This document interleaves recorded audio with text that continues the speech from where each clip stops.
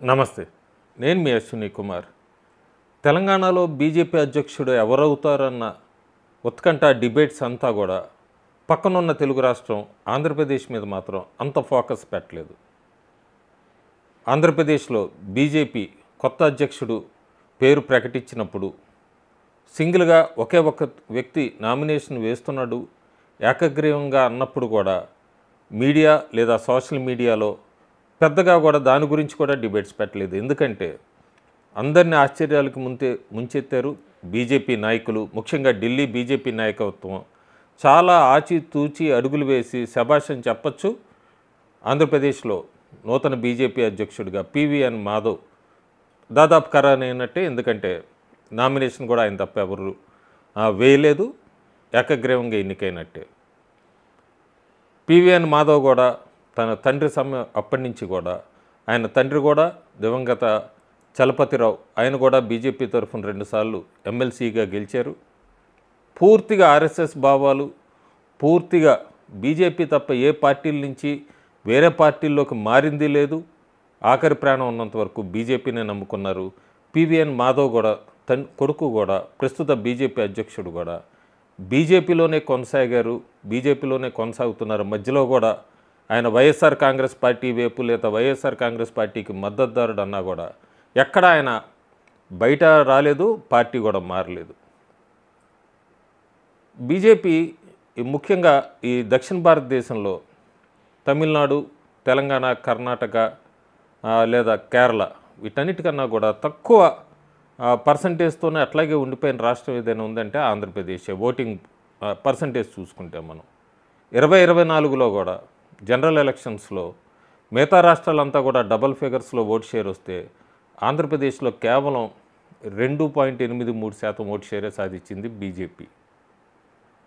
ఉమ్మడి ఆంధ్రప్రదేశ్లో కూడా ఒకప్పుడు బ్రహ్మాండంగా పర్ఫామ్ చేసే తెలుగుదేశం పార్టీతో పొత్తులో వెళ్ళి ఎక్కువ స్థానాలు సాధించుకున్నప్పటికీ బీజేపీ అప్పుడు కూడా ఓట్ షేరు 5% మించలేదు. చాలా పెద్ద టాస్క్ ఉంది పివిఎన్ మాధవ్ ఆయన భుజ స్కంధాల మీద. ప్రస్తుతం ఆంధ్రప్రదేశ్లో ఎన్డీఏ అలయన్స్ నడుస్తుంది. ఎప్పుడూ కూడా బీజేపీ ఆంధ్రప్రదేశ్లో ఎదగపోవటానికి 2 కారణాలు. ఒకటి, పొత్తులో వెళ్ళటం టీడీపీ లాంటి పార్టీతో, టీడీపీ లాంటి రీజనల్ పార్టీస్ అంతా కూడా డామినేట్ చేయటం బీజేపీని. రెండోది, ప్రస్తుతానికి అధ్యక్షురాలుగా ఉన్న బీజేపీ పురంధేశ్వరి కానీ చాలా వరకు కూడా గ్రూప్ రాజకీయాలు, వేరే పార్టీల నుంచి వచ్చిన వాళ్ళు, కాంగ్రెస్ లేదా టీడీపీ నుంచి వచ్చిన వాళ్ళే ఆంధ్రప్రదేశ్ని బీజేపీని మేనేజ్ చేసుకుంటూ వచ్చారు. ఇది సత్యం, దీన్ని దాచలేం కూడా ఈ నిజాన్ని. సో ప్రస్తుతం మాధవ్ చాలా నిదానంగా మాట్లాడతారు, సూటిగా మాట్లాడతారు, పర్ఫెక్ట్ ఎగ్జిక్యూటర్ అని కూడా చెప్పచ్చు ప్లానింగ్లో అంతా కూడా. ఆయనకి ఉభయ గోదావరి జిల్లా లేదా ఉత్తరాంధ్రలో గెలుచుకున్న 3 ఎంపీ స్థానాలు బీజేపీ అటువైపు ఉన్నా కూడా ఆయన ఫోకస్ చేయాల్సింది మాత్రం ఇటు ఎన్టీఆర్ జిల్లా, కృష్ణా లేకపోతే పల్నాడు, ఇటు రాయలసీమ మీద కూడా ఫోకస్ పెట్టాల్సిన అవసరం ఉంది. బీజేపీ పార్టీని బూత్ లెవెల్ నుంచి కూడా పటిష్టపరచాలంటే చాలా అనుభవం ఉంది. మిగతా రాష్ట్రాల్లో కూడా కొన్ని రాష్ట్రాలకి పరిశీలకుడిగా కూడా వెళ్ళాడు ఆయన మాధవ్. చాలా సక్సెస్ రేట్ కూడా ఉంది అలాంటి విషయాల్లో. మొట్టమొదటిసారి బీజేపీ నాయకత్వం ఆయన మీద పూర్తి నమ్మకం పెట్టుకుంది.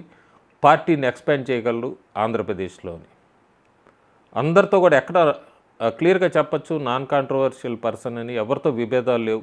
ఏ పార్టీ తరఫున వాళ్ళు ఎవరు వచ్చినా కూడా ఆయన అందరినీ కూడా స్వాగతిస్తాడు, మాట్లాడతాడు, మంచిగా మర్యాద చేసి మంచిగా పంపిస్తాడనే ఒక మంచి నేమ్ అయితే ఉంది మాధవన్కి. గ్రూప్ రాజకీయాల్లో కానీ ఎక్కడా కూడా ఆయన పేరు ఇంతవరకు వినబడలేదు. ఎమ్మెల్సీగా కూడా గెలిచిన వ్యక్తి.